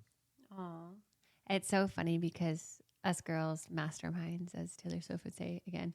But I put on in the song before Shavasana, Leon Bridges' song Beyond, where it's like, space and time and the afterlife. Could she have my kids? Could she be my wife? She might just be my everything and beyond. And I was like, I wonder if maybe Spencer will hear this and like think maybe like, will Meredith be his wife one day? It's so funny, guys. Ask and you shall receive, because it happened. But yeah, it was really special for him to be there. And those were like the first amazing shots we got of us together. We like had some good shots. Muita, who ended up being our fucking wedding photographer as well, which was absolutely crazy. So I just made that connection now. Like, he was our wedding photographer, literally, and he took the first professional photos of us. We should text him that after the show. And if anyone needs a wedding photographer, Muita's amazing. But yeah, so then that night he said, he came and he helped me set up, and he said, I have a little surprise for you tomorrow. And then the day that he was leaving LA, do you want to tell him what you did? Oh yeah. So it was a busy day. So for me to be able to leave, again, my wallet was gone, so I couldn't take out any cash. So what I figured out though was that I could buy a motorcycle on credit if I bought it from a dealer. So I went to a motorcycle dealership and found a, like, hey, what do you got? You know, I was talking about you hanging the photos. I know, but like, I was like, I just got I got one, picked it up, paid for it. Hey, here's the bike. Awesome. Wrote it back. And then like, I had to leave the next day. Like, it was a really fast timeline. Like, I've still found time. I went to a Staples, printed out photos of us from the month, like some of the best photos that we took. And I hid them in various places around Venice that we would spend time that were like special to us. So I put one at Great White. I put one right under the house. I put one at our famous lifeguard stand right underneath it. And like, shout out to Lifeguard Tower. Was it 19? I think it's 20 or 19. Yeah, one of the lifeguard stands. Venice Beach. And I put an Erewhon and just a couple of really cool places that were really relevant to what we were spending time in. And I showed you one or two. I just like took you on a little tour of Venice the next morning. Showed you the spots. Well, yeah, you took me to meditate, because we'd always meditate by Lifeguard Tower 19 at the beach at sunset. That became our ritual. And then he was like, hey, I want to take you under the lifeguard stand. And I looked and I saw it was a photo of us like smiling there. And it was just like, you started crying and you... And I started crying because I was like, this is so thoughtful. And earlier that week, I was like, what's going on with Spencer? And is this guy not thoughtful? And it felt like it was a proactive thing of your way of showing me like I care about you, and like I want to make you smile. Hmm. What gave you that idea? I just did it. I don't know. I just thought about it. And then you were like, I'm going to do it. I'm going to do it. And it was So so sweet. I squeezed that in before I left. And then we had best morning ever. No, Friday night in. And then I left. And it was an emotional goodbye. Oh, I just want to put a pin in the lifeguard stand thing, and then we'll get to like us It's a good story. being together officially. Because I know cliffhanger, guys, you're wondering how it works out. But the lifeguard stand thing was literally so crazy because he put it there, and then 2 days later they removed that lifeguard stand for the winter, and I was like, oh no, like our photo is gone. And then flash forward 6 months in like April when they bring the lifeguard stand back out for the summer, and it was the day before Spencer arrived in LA and decided he was going to move in with me, and like everything ended up working out, and I see the lifeguard stand there the day before he arrives back in LA, like after our whole odyssey, and our photo is still there on the lifeguard stand. Same stand, same photo underneath it. Same stand, same photo. And they like remove graffiti and stuff. So this went under the radar. Yeah, it was like, I was like, wow, it was like a sign that it was all meant to work out. It was so crazy. Okay, but yeah, anyway, so we do that. He leaves for Mexico, and he has like we have that, don't ask, don't tell policy, but we'll just check in with each other when we feel like it. And then what ended up happening those first few weeks was we kept checking in with each other every day. Yeah, we just kept on talking, and it kept on being like nothing changed. Like we were still communicating every day multiple times and sending little voice notes. We were sending little voice notes. We were sending like poems. I told Spencer I was stressed one day, and he like asked a friend like which gift card he should get me, and he sent me to like Pause Studio, which is like float tanks and saunas. Yeah, I got you a spa day. Yeah, and then we were sending each other poems. Then we had like Tuesday evenings where like he's like, let's book it in for like our weekly date night for Zoom. So it's like every week we had a Zoom date night. So we were still behaving like a couple together. And meanwhile, she's like, is he hooking up with people? Like, am I just getting this? Wow. Well, yeah. And then once in Mexico, which I'm curious for you to go into your insight, and I'm sure our female and male listeners are as well. But like, yeah. He then, like those first few weeks after he left, he was like calling me baby. And we had Tulum on the horizon for like 3.5 weeks after he left LA. But yeah, he was calling me baby. He was like sending me poems. And then one night he like got drunk at a bar and texted me, and he's like, there's a girl here who's like hitting on me, but I want you to know that I like wouldn't try anything. And so then I was like, well, that's nice to hear. But I was also confused because I thought it was like a don't ask in his mind, don't ask, don't tell policy. So I'm like, why is he telling me this? Or does he still feel like that? Like, what was going through your head those first few weeks or that instance with that girl? Well, I was just trying it out and going adventuring around Mexico and at a bar, at a hostel here and there. And like, I remember I was talking to this woman who I was like really attracted to, and seemed like she was attracted to me too. And I kind of know what would happen if I'd want to pursue that. And I just didn't feel like wanted to do it. I didn't feel the need to do it. I was, I just didn't feel like it. And I was like, this is interesting. Like, I'd usually be super down for this.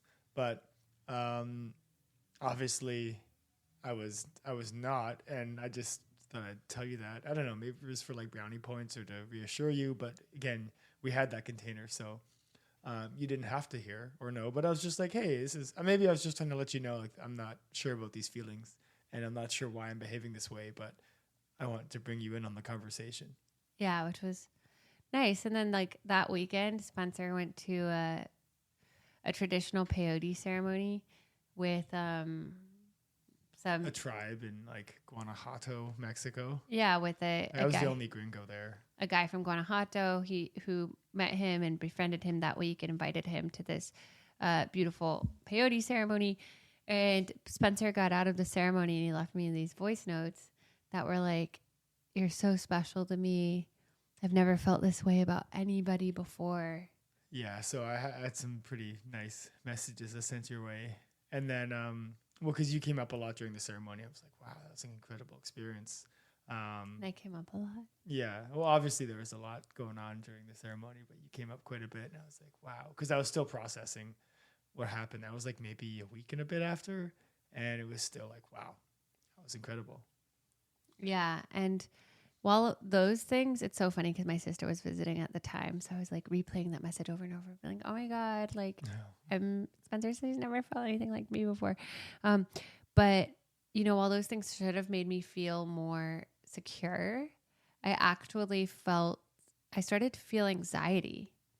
And I started to feel anxiety because I was like, wow, both things can be true at the same time right now. Like Spencer can feel like he doesn't, or he's never met anyone like me, but he can also go hook up with someone tonight, and that's perfectly okay. And I think it was like that moment when you sent me those messages that I had to check in with myself of like, wow, I like do have feelings for him, and I don't know if it serves me to go in or to keep investing time into him anymore if he still wants to have his cake and eat it too with other people. And I don't want to force him to choose me, but at the same time, I need to do what's best for me. So then we got on our date night call like the next night, and you were like so excited to speak with me, and I was like, hey, I like do want to check in around this. Let's check in. And I think so many people put off checking in or having these conversations because they're afraid of rocking the boat or they don't know the answer. But I think, as Brene Brown would say, clear is kind. And like even checking in when you're like, hey, I don't know the answer, but this is what's going on for me. Like that's equally important. But yeah, I kind of laid it out for him. I was like, I've noticed that I felt more anxiety this last week because you have been calling me your baby and sending me poems, and it feels like we're dating. But the truth is, like, the way the container, quote unquote, is laid out right now is that we can do this and you can go hook up with someone, and like that no longer feels safe for me, and I have to honor that. And then like, can you share how you kind of reacted in the moment? Yeah, and it didn't feel like an ultimatum, which was really to your credit, because there's a lot of ways that could have been like, it's me or them. And you didn't do that one bit, nor do you sound like that. Oh my God. But it was a moment of like, what do I do here? You really left it in my court, but like you left it as, I'll still come to Tulum. We'll still have fun together, but I'll just need to adjust my boundaries accordingly if you don't want to commit to this relationship, making this relationship happen. And I say you were campaigning at the time. right? Well, yeah. And I said, you know, and I do want to go through what I like did that week, but I said, like, if you want, and I'm so proud of myself because it's like, again, in times past when I hadn't done the work on myself, I'd be like, I don't want this guy to think I'm asking for too much, you know, or what if he runs away, instead of being like, what does Meredith need to feel safe? And I was like, I realized like little Meredith didn't feel safe anymore, like giving her heart to you and not knowing like who else had access to you in that intimate way. And so, yeah, when we got on the call, I was like, yeah, exactly what you said. Like, I'll still go to Tulum. I'll still have fun. But if you're not willing to commit to this, I will need to take a step back. And I'm not going to sit here and ask you to choose me. But if you think freedom means like being able to be with other people too, then this relationship will change. Yeah. And that left me in a spot. You did get a little silent that night, or you were like a little like, I had to think about it. Obviously we can't ever hold someone to their immediate reaction of like news that they weren't expecting, but it was a little bit like tenser that night. Yeah. Where was that when you said that? It was on our Zoom call. You were like probably in Guanajuato or like Mexico City or something. Right. Post Peyote, like maybe Mexico City, Oaxaca. Yeah. Area. Yeah. And then, there's a couple days until I was meeting you in Tulum. And so we kept going like back and forth on text those few days with like, me being like, well, what if like your next long distance relationship, like, or him being like, I just can't imagine like being in another long distance relationship like I was before. And I was like, well, what if like this next long distance relationship is nothing like the last one? What if it was way better? And what if like in the midst of all the chaos and uncertainty of traveling to South America, it was like the one consistent grounding thing in your life? So that gave me a lot to think about. And then you also did a relationship session, right? Where the coach said that like you were. Yeah, it seems like I was being avoidant and not really allowing this one to play out, because this is a unique scenario. And it's like, you ever dated somebody in like middle school, and like when you break up with somebody in middle school, you don't just like get off of it forever. Mm-hmm. You allow it to happen again because you go right up to bat again. Yeah. And she also said that, right, that you were like fucking the world, so to speak, or the world was fucking you. Yeah. Like you were in your feminine energy or. Yeah, I was indecisive because it was like when you're traveling the world, you're kind of just experiencing it. You're in your feminine energy, which is like surrender. I know this is very like feminist terminology right now, but like, yeah, it's like surrender, allowance, like what's going to happen today? Like what piques my interest? That's like full feminine energy versus masculine energy is like, you know, regardless of like which gender, it's like more, you know, decisive, a little bit more structured. Yeah. And so she was saying you were in your feminine energy. I think I need to make a decision there. Yeah. And so like in between us having those conversations, and we would have very respectful back and forth. We were never like, you're wrong or like, fuck you. I was like, okay, well, have you considered like, you know, what if you did have a great long distance relationship? Or do you think that like being able to have the possibility of like meeting a girl in Costa Rica and sleeping with her, does that outweigh like, you know, the conversations we're having, the poems that I'm sending you? And also I was like, I'm not a jealous person. If I feel safe, like if you meet someone in Costa Rica and you want to learn their story, I'm not talking about like make out with them or have sex with them, but like, no thanks. But if you want to learn their story just as a person, like I'm not going to be jealous or be like, who are you with? You know? And I think he was so used to in his head, like, well, I was used to my old ex being like, any conversation with another woman was like, anytime I looked at another woman was like an act of betrayal.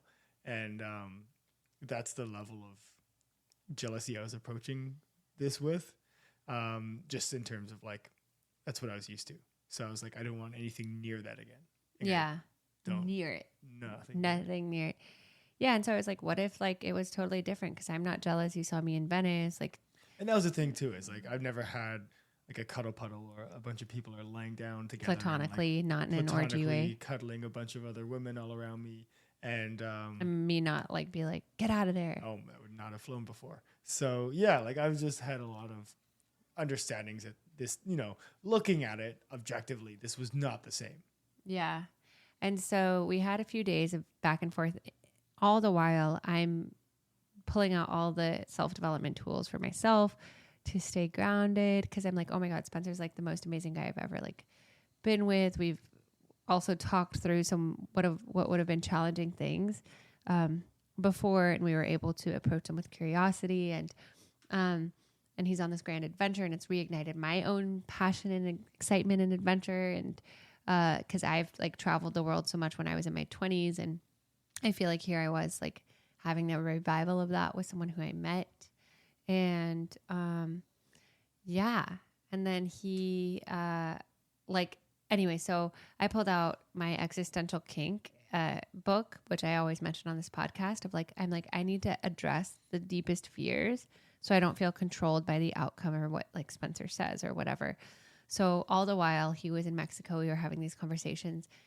Meanwhile, I'm back in LA and I'm like doing my deepest fear inventory. My deepest fear is that Spencer meets someone or he says no to me. We stop talking. He meets someone in Costa Rica. Like, he has a bunch of one night stands, and then he meets a girl on the road that he like sleeps with and falls in love with and invites her on the back of his motorcycle. And they have a similar thing to like what we had. And it really did mean nothing to him.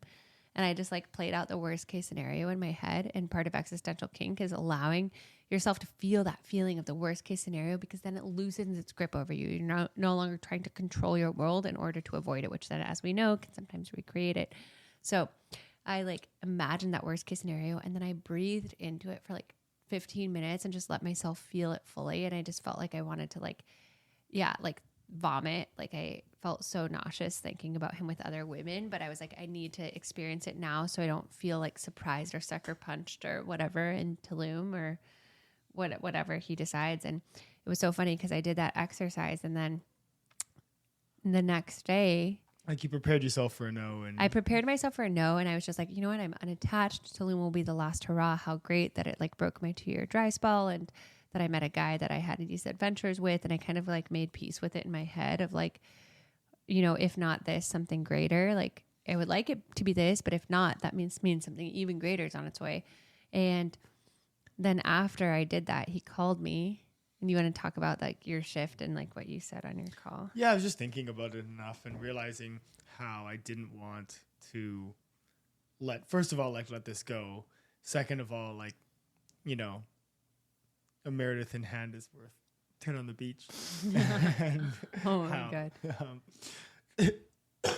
Sorry. And how there was like, there's just no way that it wasn't the right decision to move forward with it, because nothing that I was using as evidence about like this repeating again lined up, and I'd never had someone who aligned so much with me.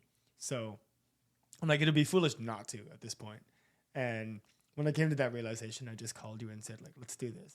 He said, I choose you. I choose you. And then he texted me the lyrics to Vance Joy's song, Missing Piece. Yeah. It's like, hold the line, I won't let go, 'cause I'll be here when you can finally take me home. Yeah. So I put out all the stops and said, let's do this. He said, let's do this. Yeah. And he said, I read your poem. And he wrote me a poem and he said, I choose you. Yeah. And that was so great because like our lyrics, you know, to the song that we prophetically wrote a month prior in LA were like, you can still be free and choose me. It's like the yes and, like, you can be traveling in the world and have a girlfriend. You can have a girlfriend and be open to meeting other people without like needing to sleep with them or be intimate with them. Like, and it was just the allowance of the and how that allowance, even though it's so terrifying, right? Because it's not the black or white answer where you try to control things. And sometimes we do try to force a black or white answer because it's quote unquote safer. But actually the more powerful thing is to allow for the space, the magic, the yes and that ends up being a better scenario than what you could ever imagine. And obviously it was the right decision. Yay, it was the right decision. I was so happy. I cried when he called me and told me, I choose you. I like couldn't believe it. A friend was just coming over to songwrite. And I was like, Spencer, like, he came to it on his own. And that's the best thing. It's like, he didn't feel pressured or he didn't resent me because I was like, you can make your own decision. I'll adjust accordingly. So I knew that he was like choosing it because he wanted to, not because like he felt like pressured. And that also gave me the space to think about it, because like if you would have given me an ultimatum, I'd probably say no, because then it wouldn't be my choice. Yeah, it would be your choice that you're forcing me into. But instead, you said, "These are the options you have. What do you think?" And I was then able to just assess it honestly and come to the right decision. Yay! Myself. And yeah, then I went a few days later and met him in Tulum. And that's start of the next chapter. Yeah, that's the start of the next chapter. Just a TLDR for like what ended up happening. And then we'll go into like him moving to LA and what has made our relationship, like a few of the tenets of what have made our relationship so strong as we've continued to work through challenges. And we'll go into what some of those challenges were in LA and like our wedding and all of that. We'll go into that in part 2. But just to kind of close up the loop of the story and the theme here, and then we'll do a little meditation. Like, I went to Tulum. We went to some cenotes. We camped together, and we just kind of were able to fully then sink into enjoying each other without worrying. Like, is this going to work out?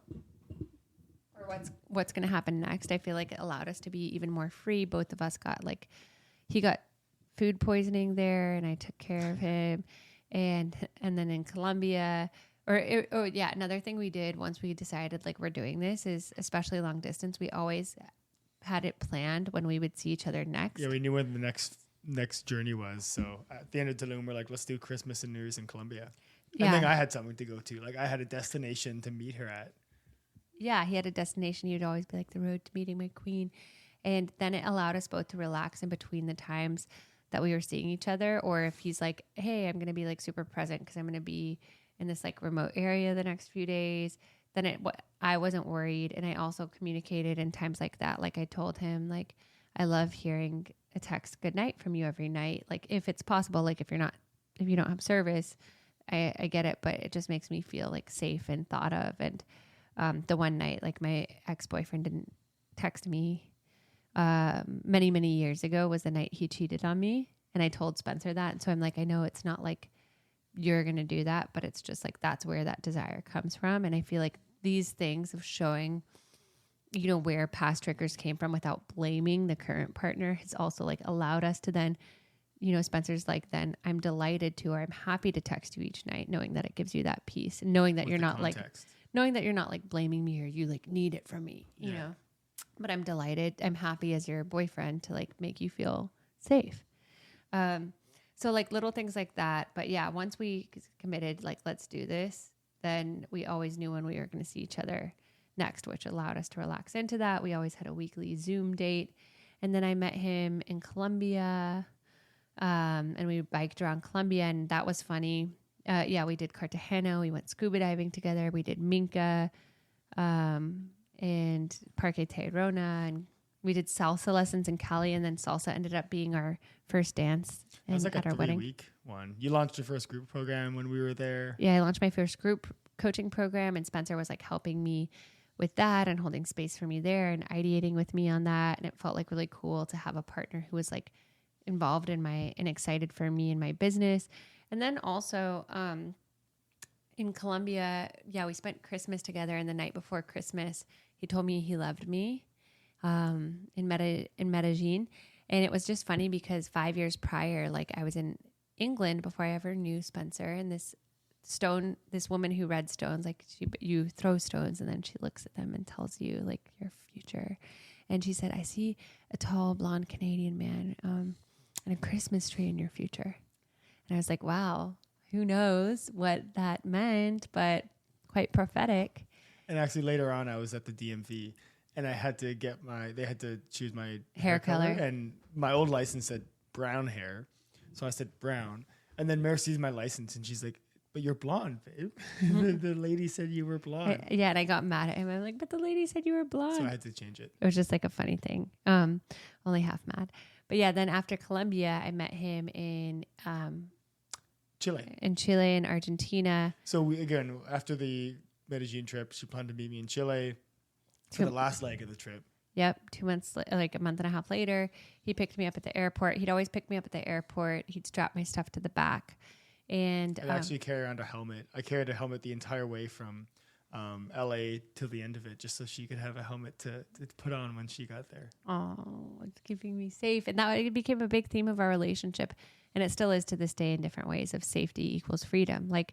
And I told him like the week that he was deciding if he was going to be with me or have his options, I was like, for you, freedom might mean this. For me, like the safer I feel, the more free I feel. If you think about a woman's orgasm, it's like, or at least, mine or other women I've talked to, like it's so psychological. Like when we feel like we're safe in a place, we're able to fully unwind and make all the weird noises and, fully go there.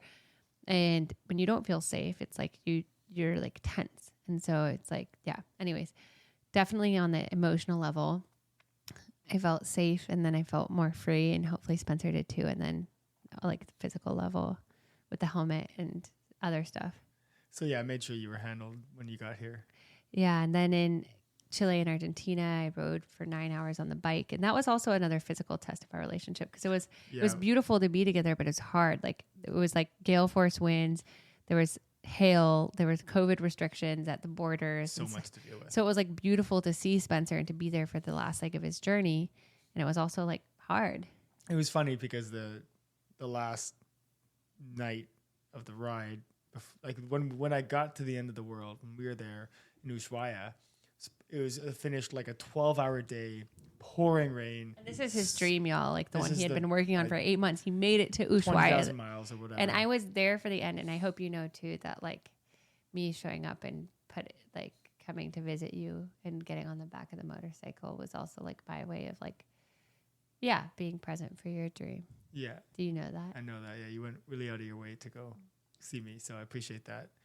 And but yeah, the final leg of the trip when we got there, it was pouring rain, freezing cold, like frigid, soaked to the bone, miserable, dark.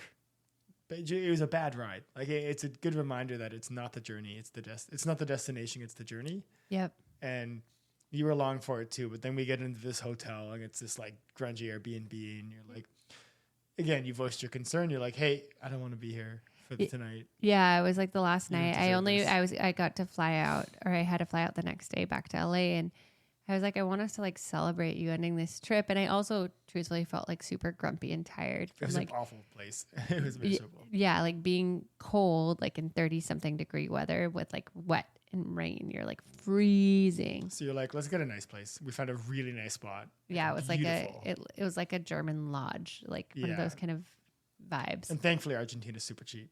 Argentina's super cheap, so we celebrated Spencer's last night, and we're like, holy shit, like he made it to the end of the world, and I was on the back of his motorcycle, and I was with him at the sign at Ushuaia that says Ushuaia, end of the world. Big like pillar. When he like fulfilled his dream, and it was, and I like remember him like looking out the window at Ushuaia, like in disbelief, like, wow, I did it. Like I said I was going to do it, and I did it. And it was crazy because I met him 3 weeks into his journey, and then I was there with him when he reached the end. And then it was like not the end of that chapter, but the beginning of him moving to LA. Like at that point, then like, you know, he found an ability to work in LA and was making plans to ship his bike. He sent it to Miami, drove it from Miami through Houston and met my parents without me actually, and then moved in with me in LA. And it was just such a crazy thing of like, the whole moral of this first part of our love story is like, do the work on yourself, own your voice your concerns.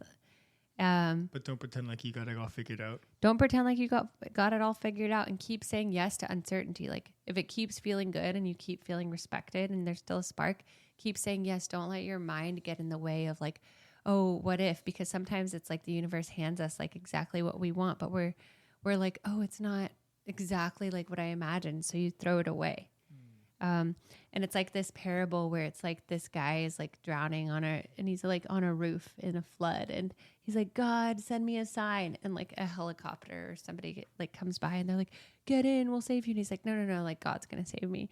And then like a boat, like he's like, God, send me a sign. And then like a boat comes by and they're like, hey, do you want to like get in the boat? We've got you. And he's like, no, like God's going to save me. And then he's like, God, send me a sign. And then like, I don't know, like a tree branch floats by and he grabs the branch. No, and he doesn't take it. He's like, God, send me a sign.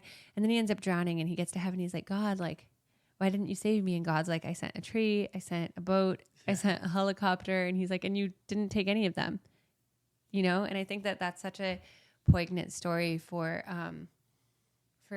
stuff like this. It's like, you might say you want a relationship, and you meet like this incredible person, but because the timing isn't right, or they live over there, or like whatever, you just are like, oh, it can never be.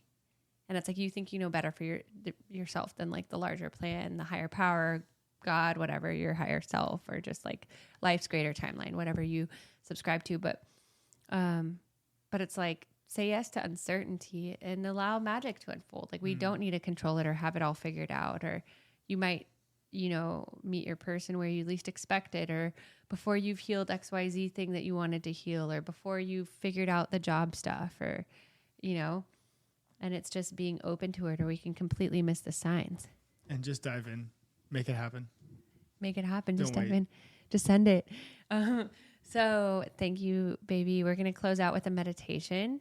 And then for part 2, if you guys have any extra questions you want us to answer, but we'll really go into the tenets, the pillars of what have made our relationship so special and what have had it continue to thrive since.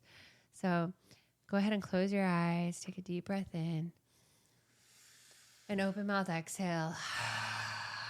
Another deep breath in, and exhaling it out.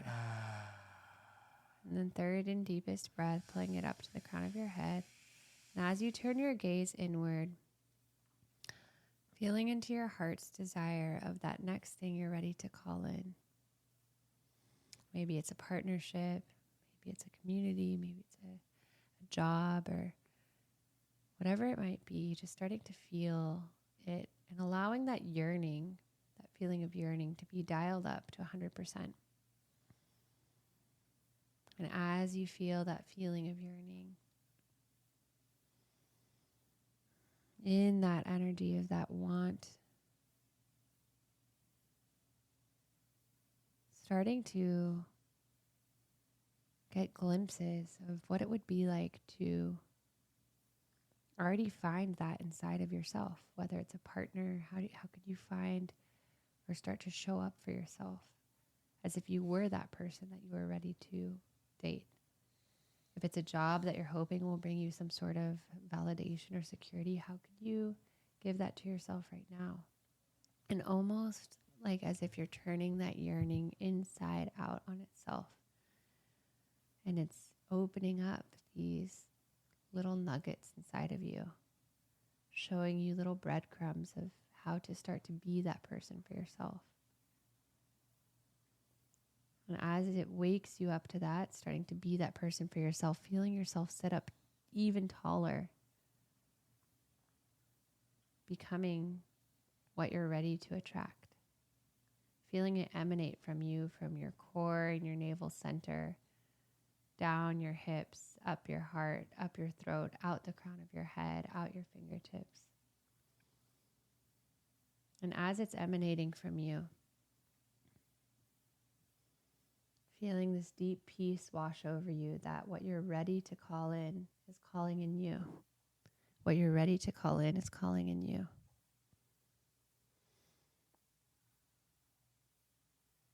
And being completely open to what that looks like, the signs. And in that energy of being who you're ready to attract,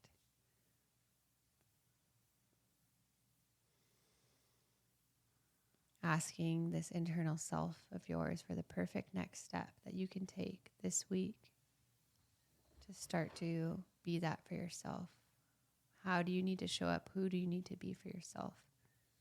And then trusting that that partner, that job, that community is already on its way. Taking a deep breath to seal this in. An open mouth exhale. Another deep breath in.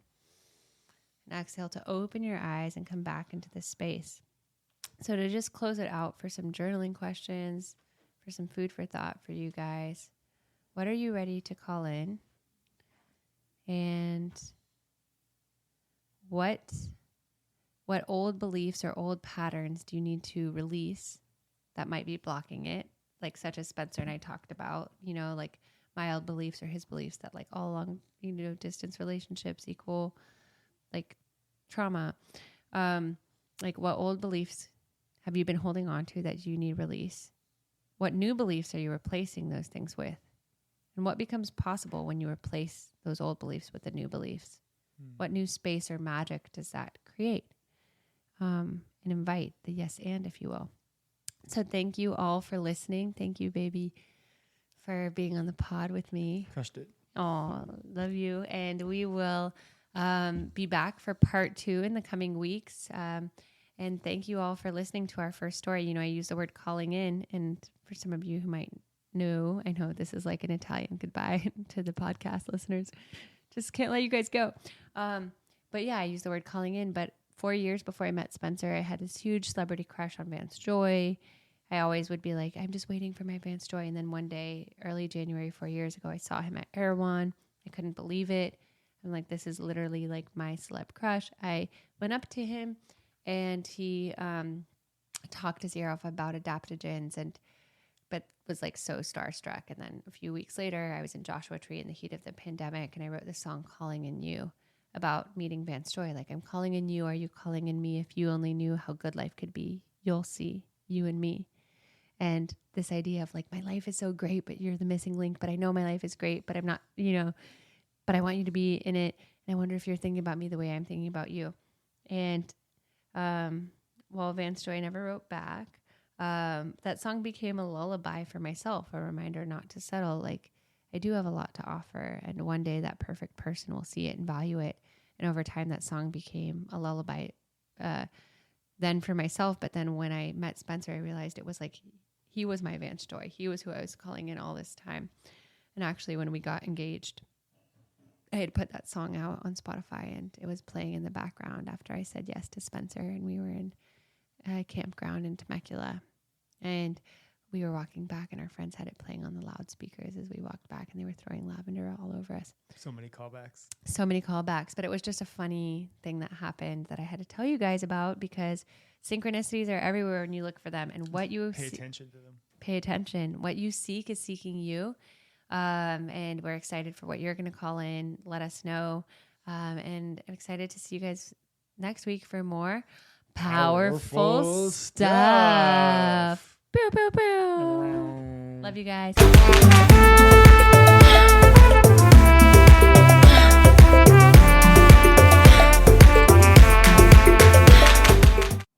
Thank you for listening to the Powerful Stuff podcast. We're your hosts, Meredith Baker and Eileen Leguiu. We hope that you learned some powerful stuff that you can take away and implement into your own life. And if you do, we would love it if you rate, review, and subscribe to our podcast, Powerful Stuff. And if something deeply resonates with you and you share it on social media, tag us. We would love to hear from you. And we will also see you next week for some more powerful stuff.